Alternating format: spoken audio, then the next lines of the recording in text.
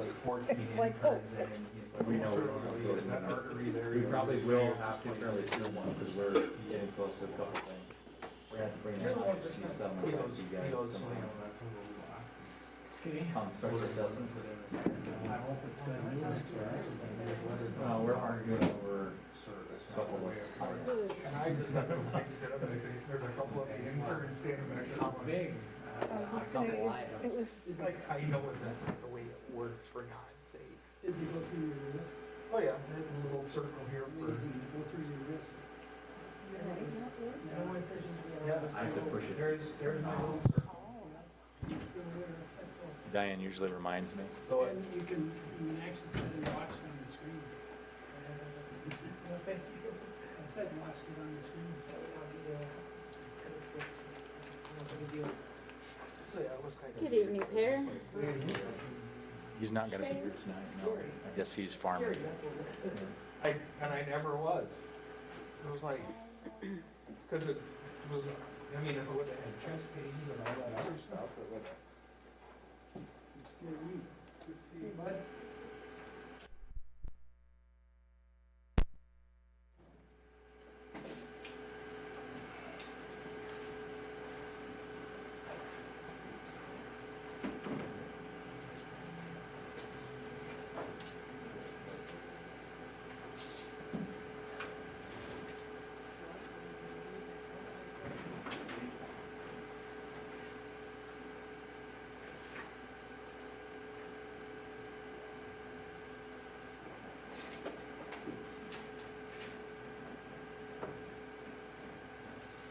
Oh, I have an issue.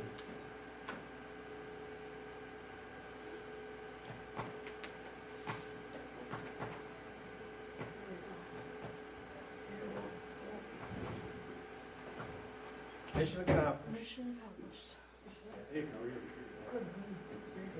Well, Mayor, we do have a change on the agenda because the employee of the quarter is not here tonight because I forgot to tell that person to be here. Okay, So we're gonna have to do that next, Yes, I am. later in the I'm month. here. Okay. now you ruined the surprise. I did, I ruined the surprise. I'm sorry, it is the council member. You told me to be here and showed up on time. The act surprise.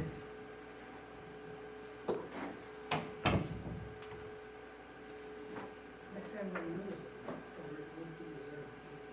We'll be there. We'll probably do one again. I put it on like the 22nd because he bought like him and Worthington Store. They bought a whole barrel of it. So he's got 620 bottles. And Worthington is 60. Good. Oh, so it's 80. 180 liters. I can put the purchase agreement. They don't put them in little barrels. Well, I know that. No, but I mean they're. The big copper barrel, there's that many. Well, he's actually got. It's not the actual barrel, but he's got the wood barrel. A wood barrel sitting right there that it's right when you walk in the door. It's right there. Order the barrels, they had to give them to you.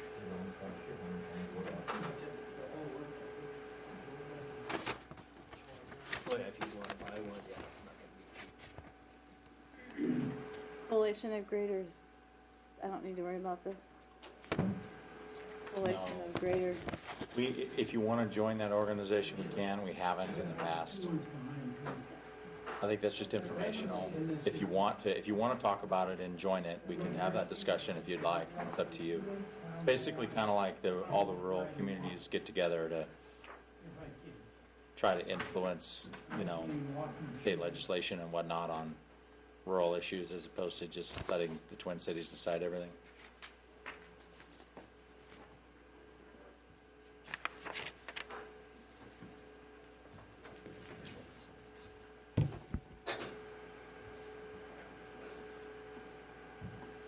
Okay, we ready to roll?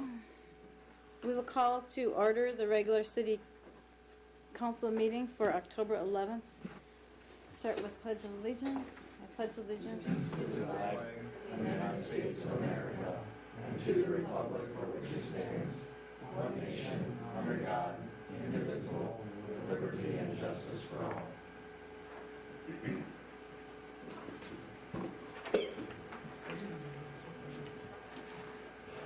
You get to do that in the Army. You have a good reason. Then we can move right on to the approval of the agenda. Any Mayor, we do have one item. We need to move the employee of the quarter to the next month, and so, or next meeting later in the month, and so we don't have that item yet tonight. Motion to approve is amended. Second. first and second? All those in favor? Aye. Opposed? Motion carries. Nothing from the audience today, no public hearing. We'll move right on to Dave's job. Approve the September 27th minutes, approve the municipal accounts payable and payroll without breakthrough beverage, approve the fire relief minutes from several months, and approve the library minutes.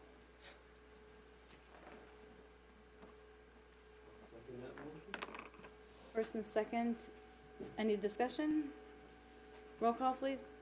Newman, Aye. Schmidt, Aye. Teagues, Aye.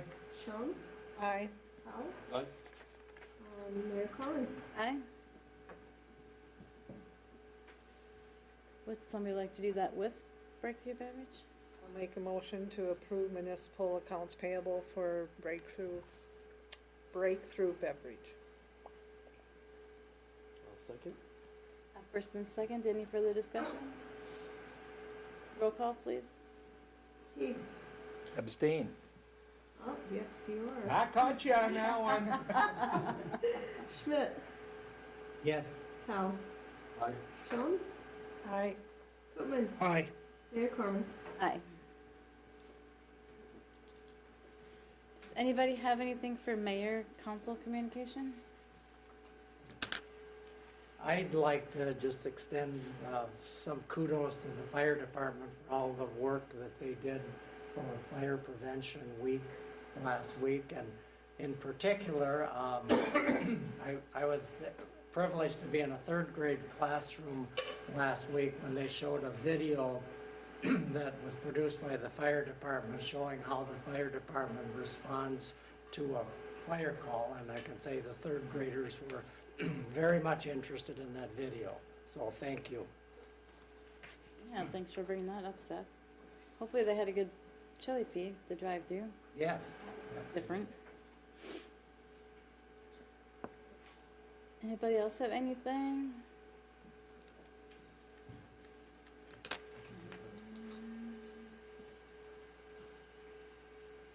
Jeff, you want to do the pool? Eric and I are going to handle that, so. Okay. Well, boys. All right, so we have a handout in front of you. You had asked us at the last meeting to provide a little information about the pool and kind of a wrap up for the year. And there's some information on here. We could talk a little bit about kind of the things that we're moving forward, and be happy to answer any questions. Jeff wasn't in the office today and asked me to kind of handle this. And so our revenues were up about $13,000, compared to budget, which is good because our expenses were up as well. On the second page is kind of the expenses. They're up about the same amount. Most of that is because we had a bunch of maintenance that we didn't anticipate this year. We probably should have anticipated it because the pool had sat, for a couple of years, and so some things didn't work like we expected, and so we ended up putting a little bit more money into maintenance than we expected this year, and so ultimately that's where most of that fell. There were about 6,200 people that attended the pool this year. 1,730 of those people paid a daily admission, and the rest were people using their season passes when they came in. That's average about 80 people a day, about 542 people a week, and so those are pretty good numbers overall. As you can see from the revenues being up, the numbers are up for sure.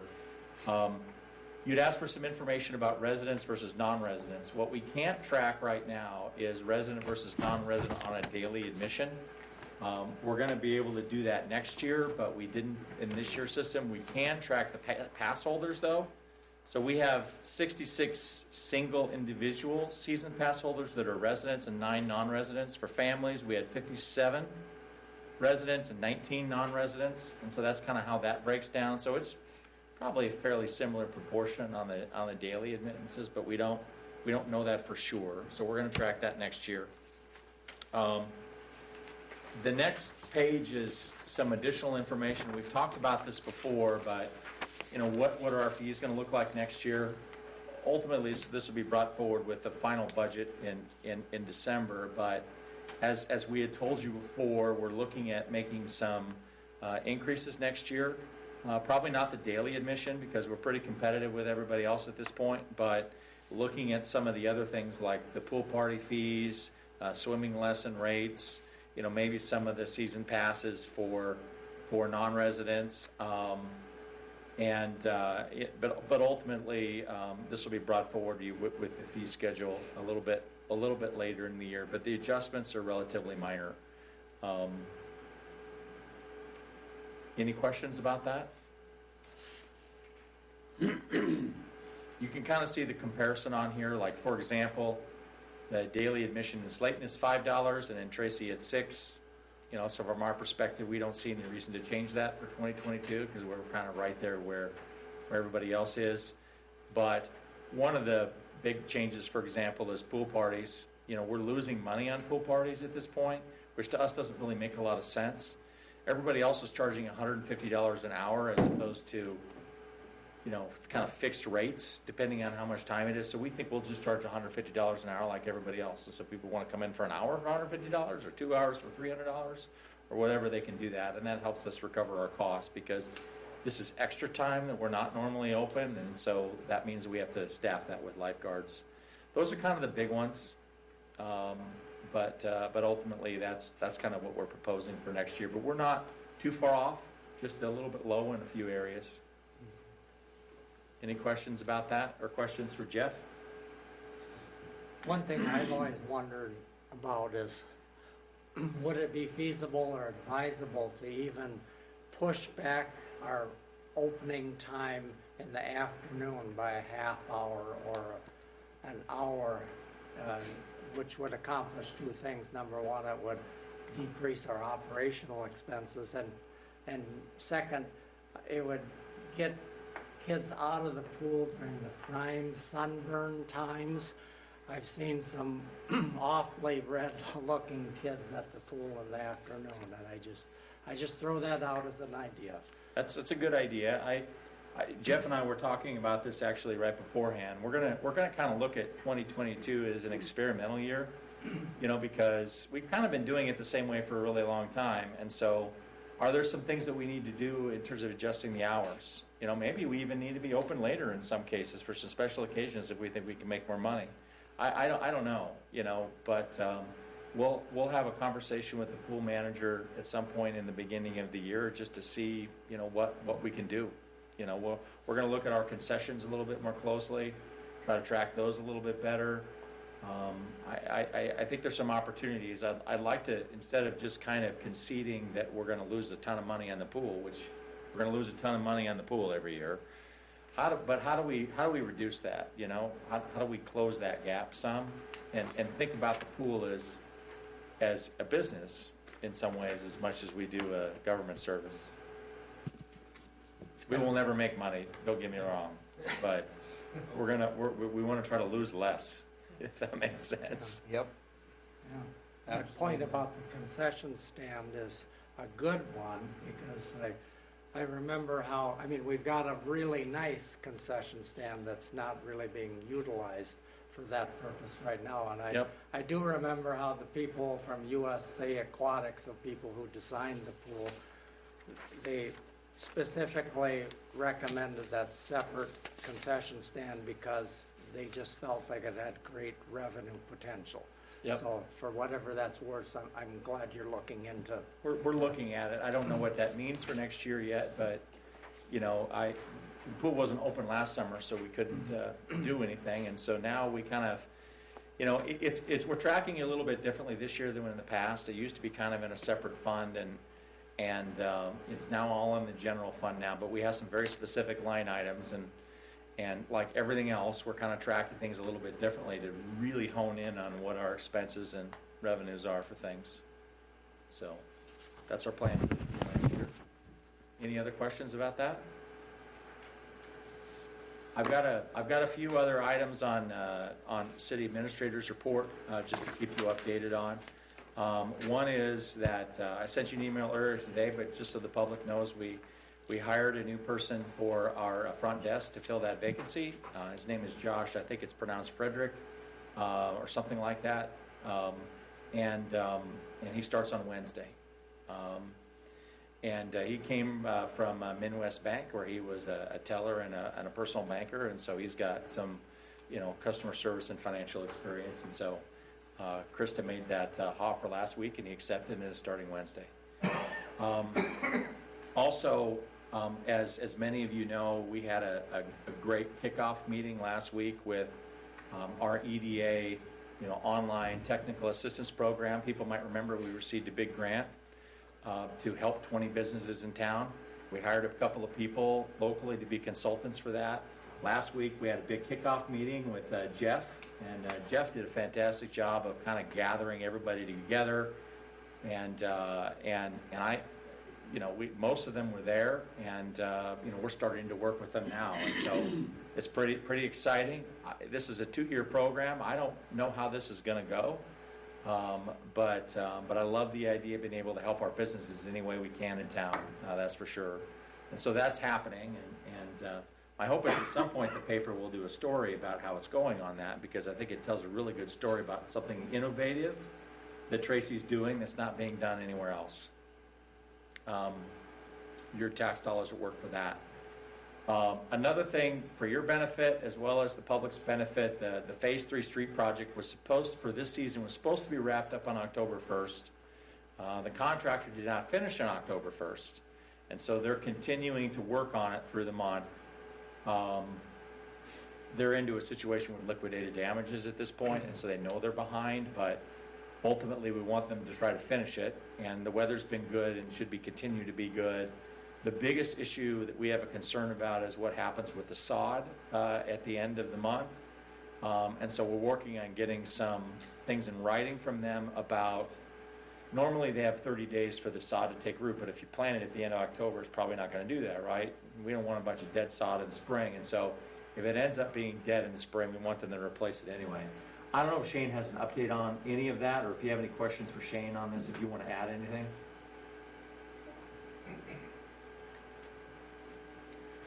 I guess I can add, just let everybody know they did fulfill their promise of coming on Monday, which is today, to start with the curb and gutter on 7th Street.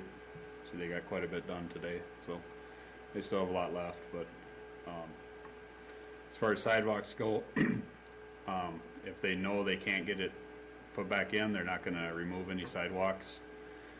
Just going to kind of patch it together so people can still move snow over them for the winter. But they didn't want to tear anything else out if they couldn't get it put back in, because they're subcontractors they're doing the cement work for the project. So I don't know if you had any other questions. I think next meeting, I was talking to Kyle from ISG, and our plan is to provide kind of a larger update as far as how things are going with this Phase 3 project. There's been a lot of action, behind the scenes in terms of figuring out how we're going to move forward, and so, we'll have that more full report for you in a couple of weeks. Shane, as far as weather and temperatures, what's the latest that the cement can be pushed?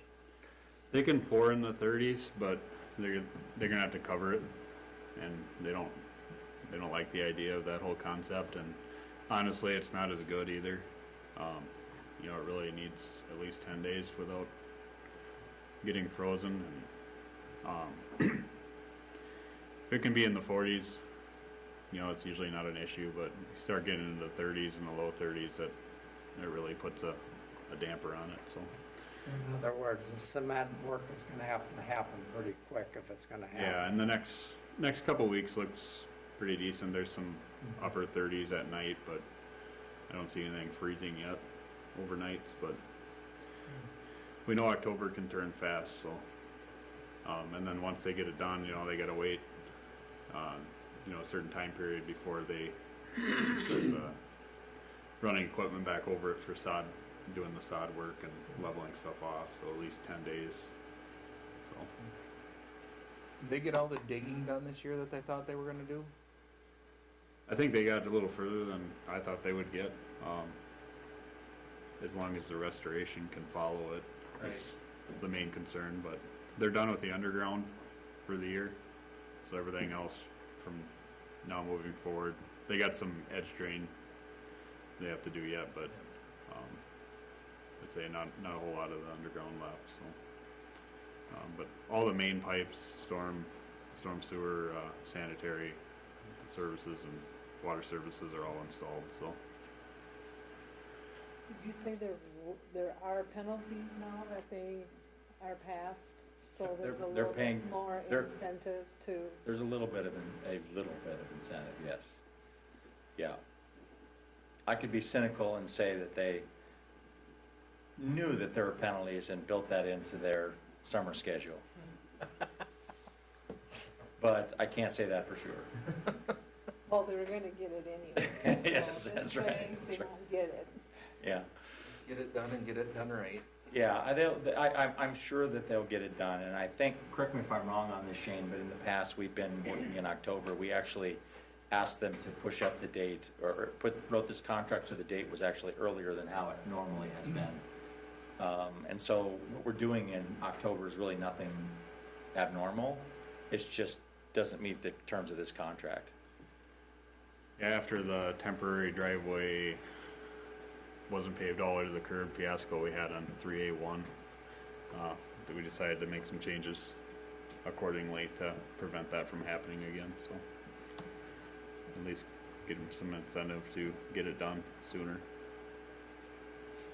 So Are we planning to have an assessment hearing yet this fall on this project? We won't, because it won't be completed until next year, and so the assessment for Phase 3A2 will be in 2022 for the special assessments for this phase. Okay.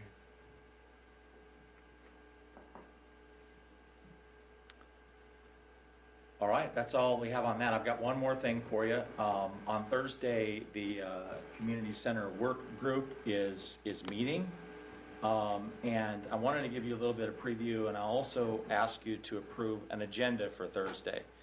I have a couple reasons for doing this tonight. One is because I think the City Council should set the meeting agendas for those at the end of the day. There's been a lot of behind-the-scenes discussion about what's going to be on that, and I think it's your decision. Number two, I also think it's important to discuss these kinds of things in the open and transparently, so that everybody has an opportunity to contribute, say what they need to say, and things like that. And at the end of the day, I work for you, and so I want to get some direction from you. So just to give you a little bit of a preview and some kind of things to think about, there are several things that are contemplated to be on, but I did want to kind of get some of this stuff out here, also because it's potentially in the public. There had been some questions about, some of this information is already on the website too, so this isn't anything new. But there's been some questions about what the survey said.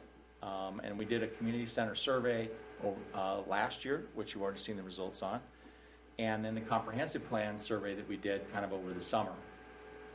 Just to reiterate that, what you've seen, we asked people what kinds of community facilities you want to see in Tracy.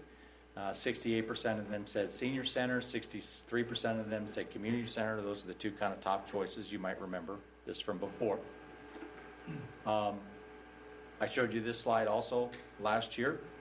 Some of you have seen this before. Basically, what you see on this slide is that as the ages get older, you're more likely to support just a senior center. As you're younger, you want an indoor recreation center. The thing that had the most kind of support across the board was the concept of a community center.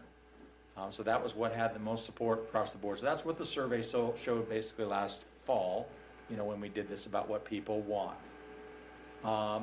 And so that's kind of this question, what do people want? And then over the summer, we asked a whole bunch of questions in the comprehensive plan survey, but this is more of a question of what they used in the past. So we asked people the question, and this is new information, I don't think most of you have seen this, which of the following facilities have you visited in the past? So we asked them about all the city facilities. We asked them about parks too, but that's a separate question. Over 80% have been to the VMC for all age groups. And I broke it up between over age 65 and under age 65 because there's a pretty clean dividing line there between people's views, whether you're a senior or not a senior. Over 75% of people in all age groups are using the library, very popular kind of thing. Even in the aquatic center, 90% of people under 65, 57% of people over 65, and 80% overall had visited the aquatic center. Very popular across all age groups. It fell off pretty quickly when it comes to the old multipurpose center. If you were under the age of 65, about 26% of you had visited that facility. 35% overall. And if you were over 65, about a little more than half of you, 56%, had visited the MPC in the past. And so just from a survey standpoint, the least visited facility was the MPC, particularly among non-seniors.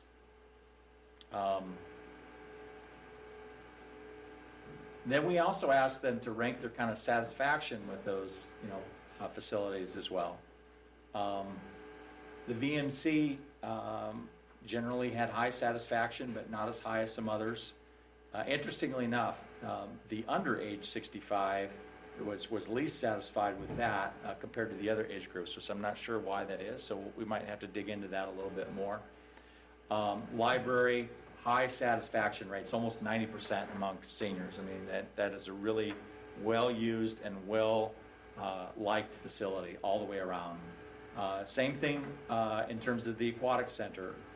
More than 70% satisfaction of the pool across the board. When it came to the multipurpose center, this is where a big dividing line happened. 64% of seniors were satisfied with the multipurpose center, but only 23% of folks under 65. This is some interesting information because it really shows some big differences between how seniors feel about things versus the rest of the community. Some significant differences between them. It probably, explains, some of the discussion in the community about the old multipurpose center a lot in terms of who you might be hearing from or not hearing from about this. And so what I wanted to throw out, and I don't have any answers for you, but some questions for you to consider as a city council when you have this community center work group on Thursday night. You don't have to consider them just on Thursday night, but these are just things to ponder. Some of you might know that once upon a time I was a city council person. I served on the council for 9 years. It was more than 10 years ago. I was the mayor for 3 of those. And so I kind of put my council hat on and I said, this is really interesting stuff. What would I want to know? What questions would I ask? I don't have any answers for you, but I want to throw out some questions for you to ponder and for the group to ponder, frankly, in the future. First one, when you start thinking about a facility, is this a facility just for seniors, or is this a facility for the entire community? I think this is a question people probably ask themselves, but I think defining, who are we talking about here when we're talking about this is important. Are we looking to build a facility to replace only what was lost at the MPC? The things that we did there. Or are we going to consider or do you want to consider the current and future needs of all the community? So kind of like Jerry, you were asking the other night, well, maybe seniors what they're going to be doing in 10 years is not what they're doing today. I don't know, but it's a good question, right? I mean, when we're building that if we build it, you know, what do we want out of that?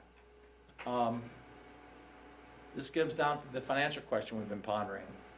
You know, is it cost effective to build and operate a new community center, you know, given the city's current financial constraints and other needs? That's a question you got to ask yourself.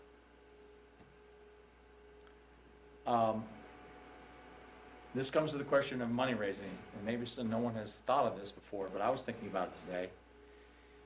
Can you raise enough money in the community for a facility for only seniors when most of the community didn't use the old MPC?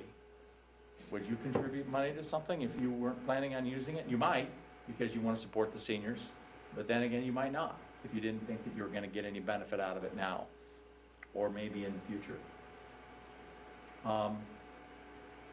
This gets to the larger question of, you know, how do you pay for it? You know, would the community support tax increases or budget cuts to other programs in order to fund a community center when most of them weren't satisfied with the old MPC? You know, in other words, you don't have an unlimited amount of money, right? It has to come from somewhere. You either got to take it from something else or you got to increase your revenues to pay for it. And so those are just about the choices that the city council has to make, which you can make. How would the community feel about that?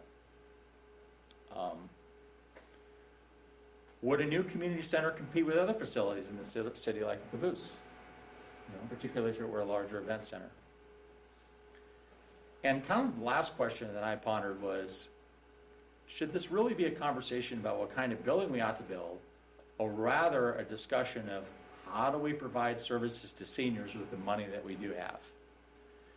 There's been a lot of discussion about the building and replacing the building. I think people are upset because they lost some services that they used to have. We don't have the breakfast anymore. We don't have the LSS meal anymore. People miss that. I understand that. That's a service question, right? Is there a way to provide those lost services or not?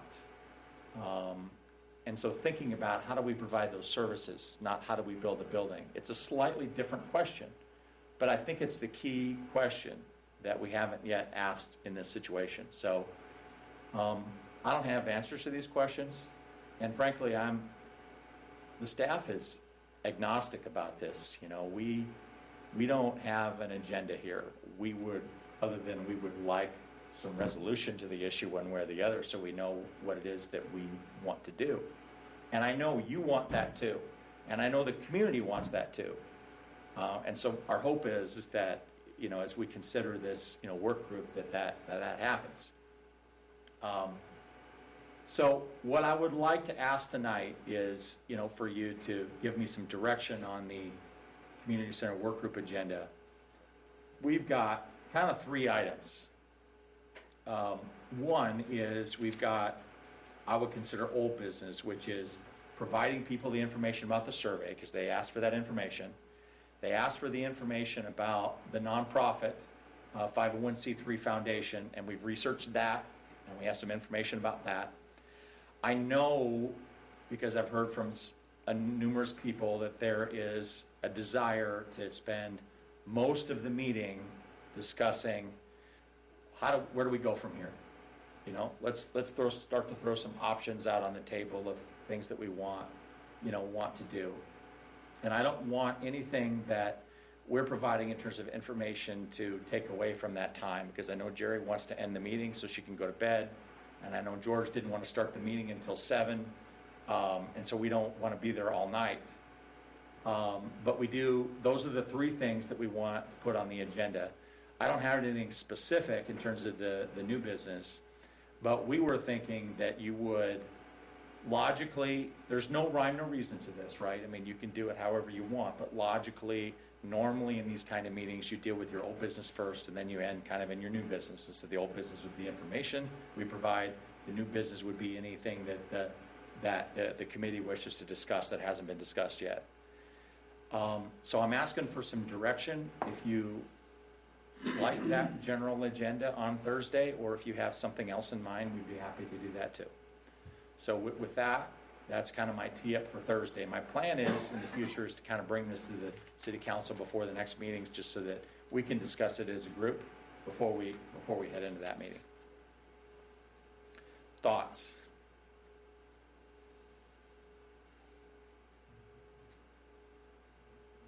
I would say like for the second part, like when we start, or even the 1A of new business is to go around with the people that were out talking to people and kind of just go through, have them do like a synopsis of what they've heard, what people have said, you know, like on top of that stuff, on top of all the other information you guys have gathered. Who have they talked to? What did they talk about? What do those people think too? I think that's a good thing to do. You bet. We were thinking it would just be generic in terms of that item. It basically says,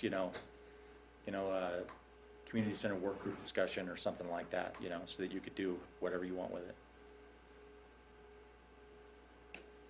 Other than that, I think it looks fine. That makes sense. And are you going to have your sheet of questions handy too for us? This will be in the packet. So people have asked the question, I want the information for the meeting. I want the information for the meeting. How come you haven't printed me the information for the meeting? Well, the short answer is that our normal course of business, of course, is to put together a packet of information for these committees, a few days ahead of time so that everybody gets it at the same time. And I didn't want to do that until I got a little bit of direction from you about what the agenda looked like. And so we will have all that information for the work group tomorrow, I'll include this presentation as well, in the packet, so you have it. So if you like that approach, I would ask for a motion to approve an agenda with those 3 items on it. So can the people that don't have emails get hard Yes. copies of this? Yes, we will provide if anybody wants a hard copy, we kind of know actually. we Did you have the list? 5.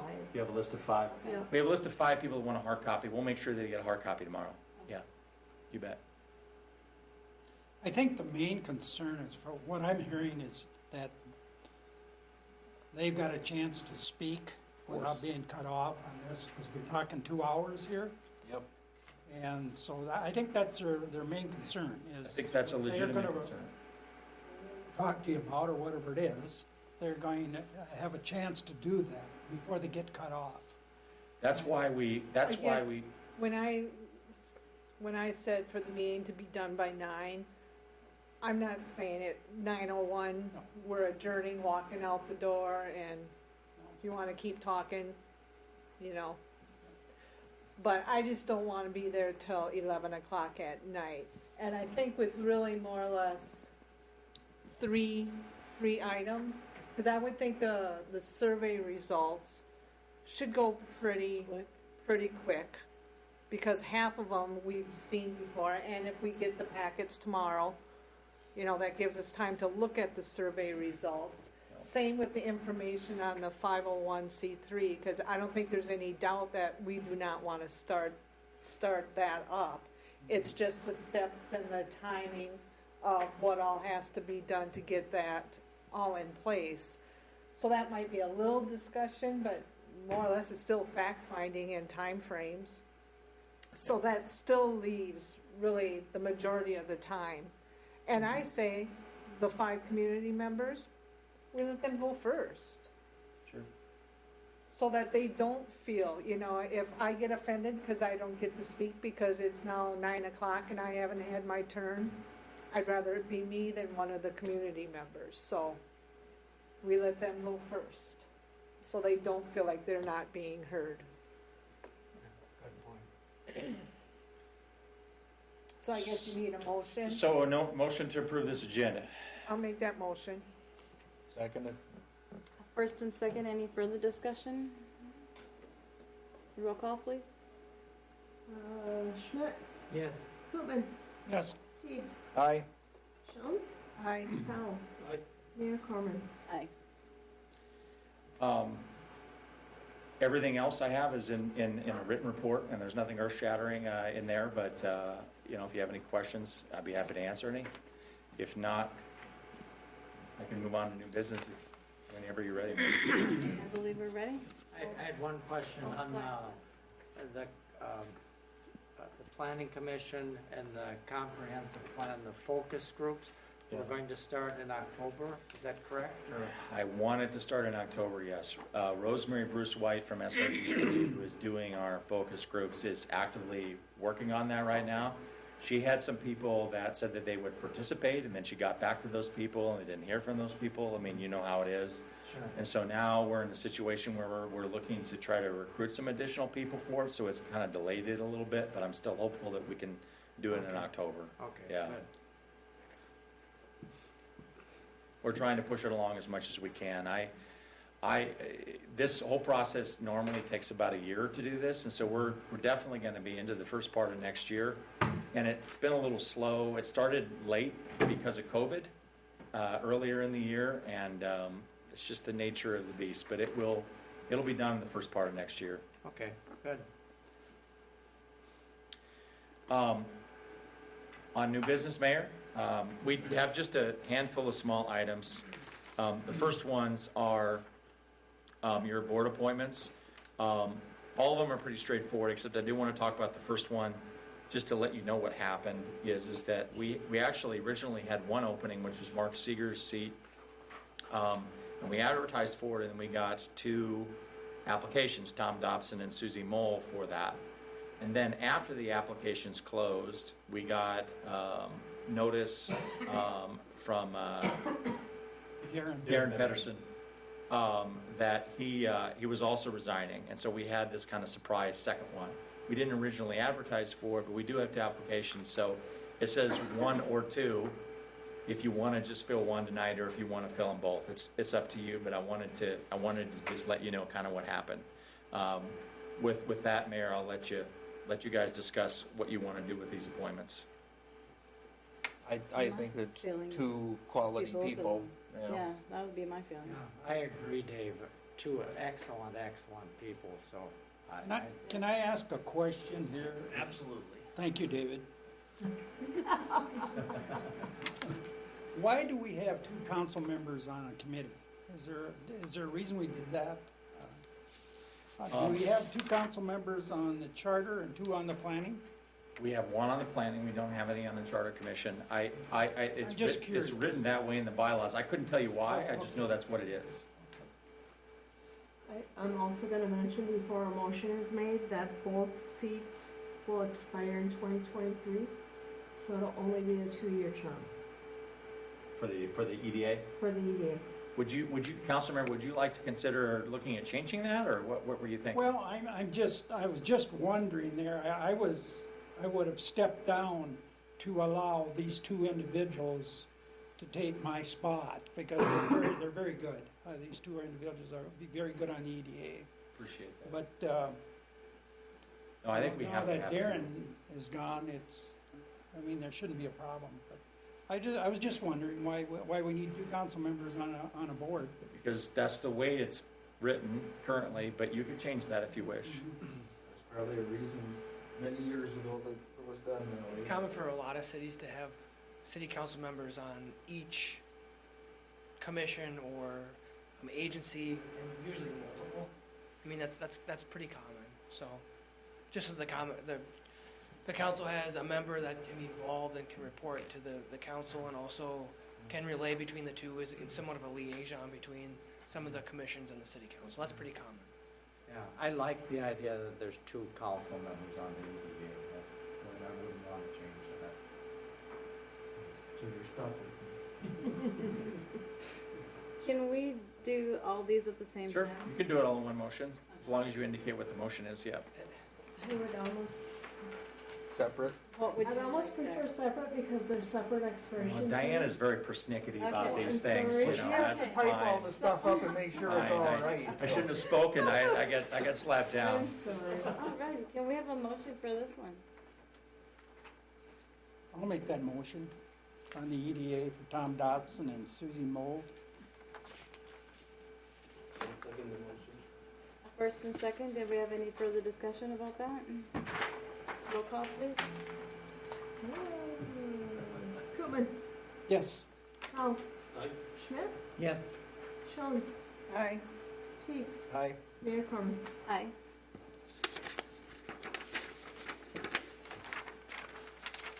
So for the Charter Commission, are those both the same length? So, there's only one seat. Nope, there isn't, there's 3 seats.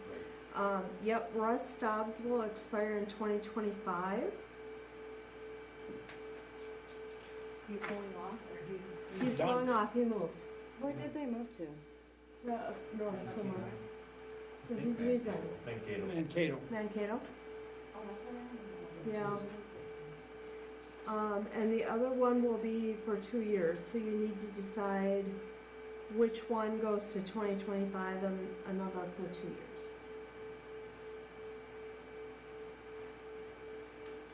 And then there's still one open? Yep.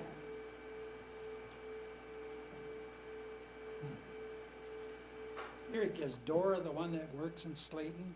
Yeah, she's the marketing manager for the Slayton Hospital. She lives here in Tracy too. Yep. Well, since we put Tom on the EDA, I would make the motion. Well, Doris is going on the planning commission anyway. No, that's true. And how long is the planning commission until? That one is till 2023. Okay, then which one applied first for the charter? Do we know? I believe it was Tom, but I don't know for sure. I don't think it really makes a big difference, I but don't think so either. When does the other one's 2025 and what was the other one? 2023. yeah, not a big difference. Well, I'll make the motion since Tom's just listed first. We'll put him on for the 2025 position, and Doria will put for the 2023 spot. Until we get another one to apply, they can't meet anyway, so. And there's another one that's through 23 too, correct? So we need Yeah. another charter person. Yes. It's exciting that we got 2 anyway. Mm-hmm. It is exciting. It's been a while. That was my motion. I'll second that. A first and second, any further discussion? Roll call, please. Jones, Aye. Tell, Aye. Teagues, Aye. Schmidt, Yes. Koopman, Yes. Mayor Corman. Aye.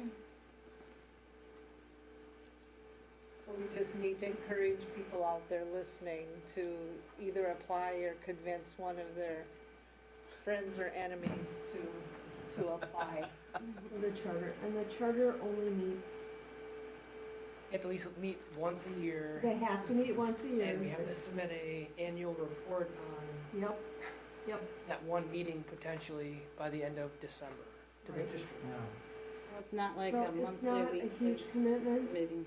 so, But yet, the Charter Commission can be very important. Very Absolutely. They are important. very important. absolutely. We did quite a bit of work actually the first Mhm. year that I was here Yeah. because there was a lot of Changes. changes, yeah.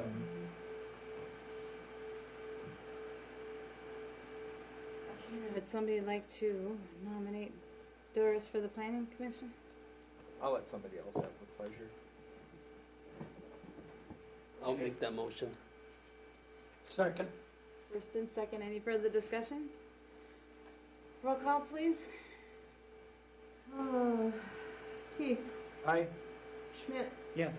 Koopman, Yes. Tell, Aye. Jones, Aye. Mayor Corman. Aye. And then there's still one opening on planning. Yes. Or does that, she fill it, does Doria She fill fills it? it. She fills So it. that's Still- full. still- Yep, so that's still a full. working on I just charter. didn't know if you had one opening behind it, there was still one. No, no, No problem. The last item, Mayor, is just a routine pay app to RNG for the street project. As everybody knows, this is approved by 8 zillion people before it even gets to you. And so if you have any questions, Shane's here. If not, that's what that is. I'll make the motion to approve resolution 2021-91, the pay app number 6 for RNG on the street project. Second. First and second, any discussion? Roll call, please. Schmidt, Yes. Koopman, Yes. Teigs, Aye. Jones, Aye. Powell, Aye. Mayor Corman. Aye. That's all we have, Mayor. Does the city attorney? Two brief items that you guys were discussing, the 501c3. I just had another city that applied for that. It's taking longer than normal for the IRS to approve those. So just something to consider. They have less agents. A lot of people work from home. It's a slower process than normal. So What's normal? 6-ish months. It's Okay. going to be probably closer to 9-ish Okay. in my experience currently. So hopefully that improves. But just to give you a time frame of the turnaround, it's nothing. You submit it and then you just wait. So you're at the mercy of how quickly they're and efficient they are, and it's the IRS. So So is there, Patient is all good. is there any other way that they can do that so that people can donate and it's tax deductible? they Yes. cannot give them the receipt for the tax deduction until they're approved. But We have another option for you, actually, that we're going to bring on Thursday. It would Okay. not require us going out and getting our own, but would still allow us to have a 501c3. Okay, perfect. It's the way that the Tracy Education Foundation does it, essentially. You partner with somebody else, but we think it's a better option. We'll bring it to you on Thursday. Perfect. Okay. quick correction. And then the council previously authorized me to send that judgment to Michigan that has been registered. I forget the date when they registered. It was the end of September. Yeah, it was the end of And September. they have 21 days to object to that, the bank, and so far they haven't. I've not received any information to that, so we're coming up close to the deadline, and then if they don't object, then they can begin collection process on the judgment. So that has been filed, and that process is moving along, so just an update on that. And I'll certainly advise Eric and the council on any updates that I receive. Okay. Thank you. So, can you clarify, since we have some people that don't know for sure, like what the whole rules are, what the whole sub-meetings under, gatherings under? Sure, I can do that. I looked at that earlier today. So there was a question about whether the subcommittees are subject to the open meeting law, and they are. Now, that means that whenever you have a meeting with a quorum, you're supposed to notice that, post that notice pursuant to the notice requirements, usually that's $72, and post your agenda, and all discussions related to that meeting are supposed to occur within that subcommittee. As the council is aware, we've had issues with this in the past with the EDA and serial meetings. So when you don't have a quorum, what do you do? It's advisable that you don't have serial meetings with less than a quorum. That creates liability for not only the subcommittee but the city. And the city's kind of dealt with that. So that would be the best advice that I could give, is not to do that. You guys, I think, did a good thing tonight with setting the agenda, because you give them direction on here's what we're going to talk about, and it's an opportunity for the meeting to go more efficiently and give everyone opportunity to discuss that. The best advice that I can give is to avoid non-quorum meetings outside the noticed subcommittee meetings. Now, if you want to meet more frequently, or that subcommittee wants to meet more frequently, the city charter does allow the mayor or a majority of the council members to call a meeting if you are, and there's how many council members on that subcommittee? Okay, so city charter 301 does allow the mayor or a majority of the council members to call a meeting that's not already been scheduled, so you can do that, and then you can schedule that, provide notice. So if there's more information that you want to discuss, you didn't get that within the time frame of that noticed meeting, you can do that if there's more. And that would be the most legal and best way to handle that, because then it's noticed, it's published, and then you don't run afoul of any potential liability with serial meetings or having secret meetings or things like that. That would be the best advice that I can give you in how to treat that. Can you say on camera, whatever that is, can you say like what a quorum is? A quorum is majority. So majority of the number of members of the committee. So let's say you don't have a quorum present at this subcommittee meeting, you can't conduct any business. However, under the city charter, less than a quorum can adjourn from time to time, and essentially that's, we're adjourning this meeting, we're gonna reschedule it to X date. That's essentially all they can do, but they can't take any action unless a majority of the members are present in the subcommittee. So a smaller group, if it's less than a quorum, Now, individual subcommittee members, if you give them tasks, they can go out and do those tasks. The prohibition is meeting outside of public and the appearance of they're forming allegiances or trying to get people to vote away or trying to dictate policy and then trying to get other members to, and not that that's happening here, that's what that is meant, tried to prevent. So if you want people to do work outside those committees, assign them responsibilities, and they can do that within their role. they have to do it individually. That would be preferable because then you avoid the appearance or potential violations of the open meeting. That would be the ideal situation. You could assign 2 members to a task and do it that way as well. Because then they're assigned a task and they're working within that. But over 2, I would probably advise against that. Okay, thank you for clarifying that.